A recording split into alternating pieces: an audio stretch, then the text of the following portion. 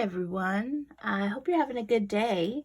In honor of the holiday today, Cinco de Mayo, I thought I'd teach you how to make a portrait of a very famous Mexican artist. Her name is Frida Kahlo. And I thought you'd have fun with it. All right, so all you'll need is a piece of paper, pencil, eraser, and some colors, whatever kind of colors you have. All right, so first things first, we're going to start with a sketch. And that means I'm going to hold my pencil slightly higher than I normally would when I'm writing my name. So I'm holding it slightly higher. All right, we are going to start on the bottom half. So I want you to look with your eye and find the half mark of the paper. And I want you to make a curved line to the side.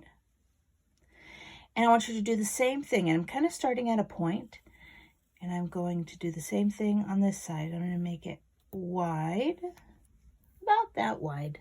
Okay, this is going to be the face. So I've got a curved line going up and a curved line going down. Next, I'm going to add a round shape on top of that.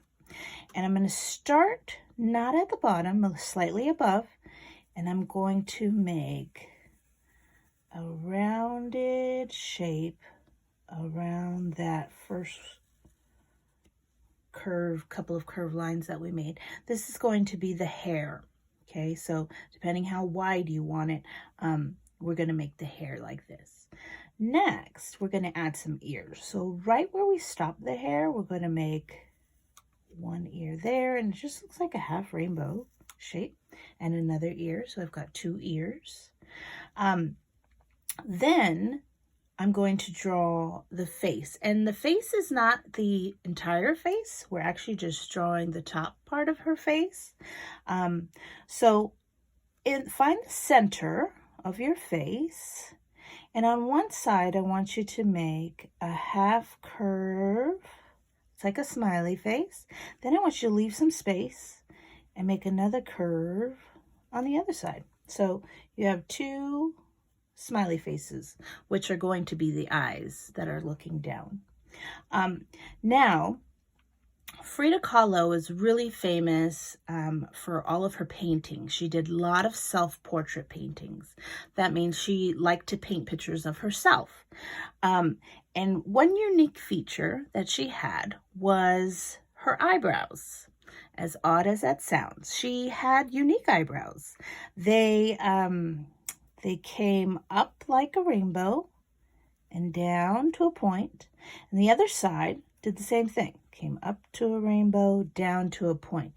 She has this sort of M-shape eyebrow, okay? And we're just going to leave it as that. You can make the eyebrows thicker. You can just trace that line a little bit to make the eyebrows thicker, and you can color them in. Or if you want to be more detailed, you can take your pencil and you can make tiny strokes going upward to kind of fill in the eyebrows so it looks more like hair. But again, you don't have to do this. This is only if you want that added detail. And we're going to do the same thing for the eyes. So I'm going to continue. I'm just going to keep on doing this just to give you a full picture of what I mean by the details. And remember, you don't have to do this. You can just use the M's. Now for the eyes, I want to add eyelashes, and I am going to use the same idea of making those small short strokes. I'm going to come down, but my lines are curved. First, when I start on this left corner, my lines curve to the left. And then as I get to the center, they go straight. And then as I get to the right, they curve to the right. Do you see that? I'm going to do the same thing on the other side. So the right side has lines that curve to the right. The center has lines that go straight. And then the left side has lines that go to the curve. Don't worry if your lines are not exactly the way you want them. We're actually going to continue that. We're going to do it again. We're going to try to fill in the spaces. I'm using the same kind of lines, curved lines on the edges and straighter lines in the center. And I'm just kind of going over it multiple times to make it nice and dark, because I like the way that it looks when it's nice and full. But it's your choice. This is art. This is your opinion, and you do what you like. All right, so I'm going to do the same thing on the other side. And while I'm doing this, I thought I'd share some fun facts with you about Frida Kahlo. So Frida was born in Mexico City. She was born in 1907. And she actually was quite young when she had a really hard accident. She was riding a bus, a local bus, and the bus had an accident where it crashed with a trolley car, and she really hurt her back. She had to be in basically a full body cast to kind of help her align her spine and make her feel better. So she was stuck in bed for a long time healing from that accident. And her father was a painter himself. And he decided he'd give her some paints to help her keep busy. And she actually really took to it. So she asked them, could you put a mirror on the ceiling? And that way I can see myself and then I can paint what I look like. And they did that. They put a mirror on the ceiling, and that's what she painted. She painted herself, what she saw around her, and she was alone a lot because she was in bed. So a lot of her artwork is of herself. Artists have called her work more in the style of like folk art, where colors are really bright and poppy, and also a bit of surrealism. Surrealism means she paints things that aren't real.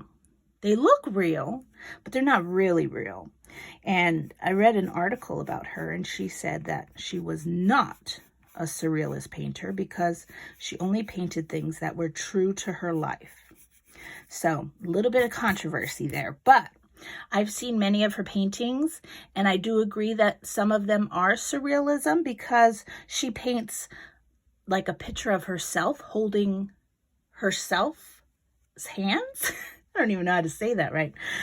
But she drew a picture of herself, and then she drew another picture of herself. So they were sitting side by side together, and they're holding hands. So she doesn't really have a twin. So I would say that's surrealism because, well, it's not real. It's not true life. But anyways, art is subjective. So that's kind of the great thing. You can argue your point as much as you want. All right. Okay, so on the sides, I'm going to add a headband. So what I did is I started at the corner and I made a curved line up.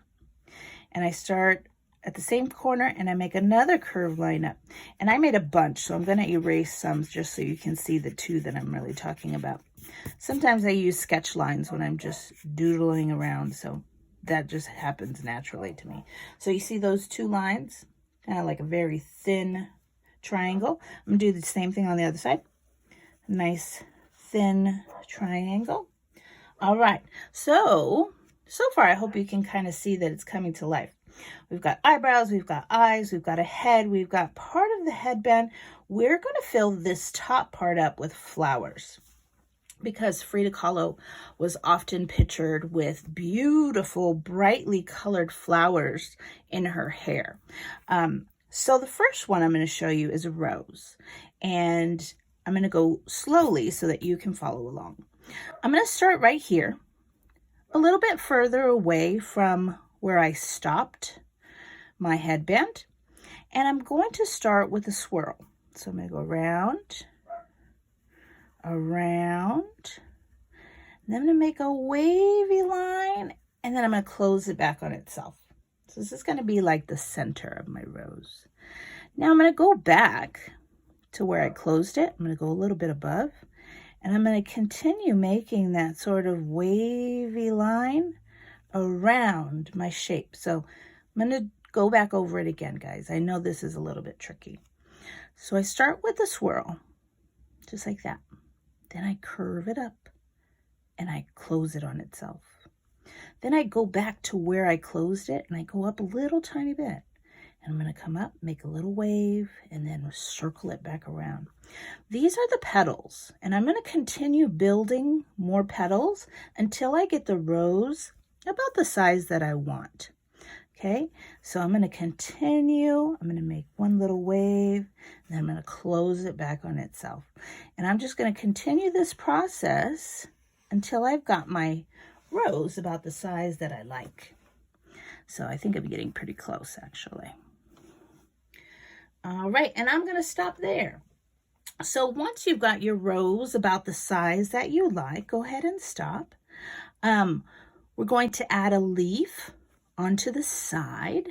And these leaves, well, we're just going to make a half circle. Well, actually, it looks more like a smile, to be honest. Circles are really round. This is more curved. Looks like it's really going to be a leaf shape. We've done leaf shapes before in our other videos, so hopefully this is familiar.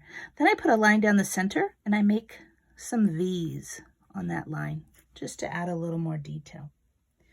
All right, so I've got my rose, I've got my leaf. Now I'm going to make this sort of sunflower looking flower. I'm going to start next to the rose, but I'm going to give a little bit of space. I'm not going to put it right on top of it. I kind of want it to have its own space. And I'm going to start with a zigzaggy circle. Okay? Just went up, down, up, down, up, down in a little circle, just like that. Then I'm going to add petals, and my petals are going to come out and curve in. I'm going to make some space. I'm going to go out and curve back in. Now, you can't see all of my flower because it's kind of going off the page. That's okay. That's not a problem. I'm going to continue making these petals all the way around. And I'm leaving space in between because I'm actually going to be filling some more petals into the background. Now, I need to put a petal where my rose is, but the problem is I don't want to draw on top of my rose. So I'm just going to draw it and pretend like it's hiding in the back. There we go. And then I'm going to put one more right over here, just like so. So there I've got my first round of petals. Now I'm going to go in between and I'm going to add some more petals just to the background. So I'm going up in a triangle shape, going down if I have space, going up to a triangle shape and down. But if I run into another petal, I don't cross over it. I just stop right there. So I'm kind of just putting these V's in the spots where they fit. Okay, and we're going to continue all the way around until we get this flower nice and full. All right, so there we've got our nice sunflower looking flower. And then last, we're going to make one more rose right here on the edge. Now, if your headband is in the way, go ahead and erase it. That's why we use our sketch lines, so we can have more space. We're going to start the same way. I'm going to start next to this flower, not right on top of it, but I'm going to give some room. And I'm going to start with that spiral. So I'm going to start, and then I'm going to go around and around, make a little wave, and then close it. So there's the middle part of my rose. I'm going to go back to where I closed it, go up a little tiny bit, make another petal, and then close it on itself. I'm going to continue that. If any of my rose gets too close to the sunflower, I'm going to make it hide behind it. And close it. And actually, you know what? I'm just going to leave that as a small rose and leave it at that. I'm also going to add some more leaves. So on top of the rose, I'm going to add a leaf up here. Put the line down the middle, put some V's, and then I'm going to add another one off to this side. So it's going to look like it's going off the page, but that's okay. Put a line down the middle and some more V's. All right. Then if your headband, is needing a little bit more to connect it, then you can connect the headband to the bottom of whatever flower is closest to it. And then that way it'll look like it's all in one piece. All right, guys. Couple more things. For the ears, you can add a curve line going to the right and then a curve line going down. So it kind of looks like a slanted T or J, to be honest. I'm gonna do the same thing on the other side. I'm gonna make a slanted line, and then I'm just making that T or J shape. Okay. All right. Now you can stop there. You can be done. You can actually take your black pen and outline the flowers. Just remember, when we started with that head shape, we don't technically want those lines in our flowers. So go back and look at your roses. And if you see any of the lines peeking through your leaves, for instance, or your flowers, erase those little lines that are peeking through the flower. Just the ones that are inside of your flowers or your leaves. We want to erase those away because we don't really want to see those. We want to pretend like those are in the back. All right. There we go. Now that's looking better. If you want to add a little bit more detail, you can trace the curves to make her hair. And so hair is made up of tons of strands of hair. So we can kind of copy that shape over and over to add more detail to the hair. Could do the same thing on the other side. Just simply copying this slowly and bringing it up, and kind of just shading it in. And also on the sides over here, this is also hair on the side of that headband. And I'm going to shade in that hair just by drawing lines. All right. Looks like we have some hair here kind of peeking through some of the flowers. So I'm going to make sure to fill in any of those spots just with some little lines. Okay. All right, guys, there it is. There it is. You made a Frida Kahlo painting. I'll show you my original so you can see how I colored it in. Definitely, I recommend to outline. Use a black pen, any kind of black pen you could find, or any thin black marker. Here's the original. And you can see that I was using colored pencils. And so I tend to use, for this flower, I use 3 different colors to get nice, bright, vivid color. These ones were more flat. I just used one color because I wanted you to see the difference. I also colored her hair black. She had black hair. Her eyebrows, you can see I did the single lines for the hair. I did that with the outline pen. So this is Frida. She, I'm sure you will see her artwork throughout your life. She's got lots of artwork all around the world. In fact, she just had a show in San Jose not very long ago where they had a lot of her paintings here at the San Jose Museum downtown. So if you ever see her, you'll recognize her because, well, those eyebrows I told you about, but also the beautiful flowers and the beautiful colors that she uses. And also all the pictures that are really famous mostly are of her. So you'll recognize her after a while. All right, guys, I hope you had fun. I hope you're having a great day. Happy Cinco de Mayo. I hope you learned something and I hope you keep drawing. All right, bye guys.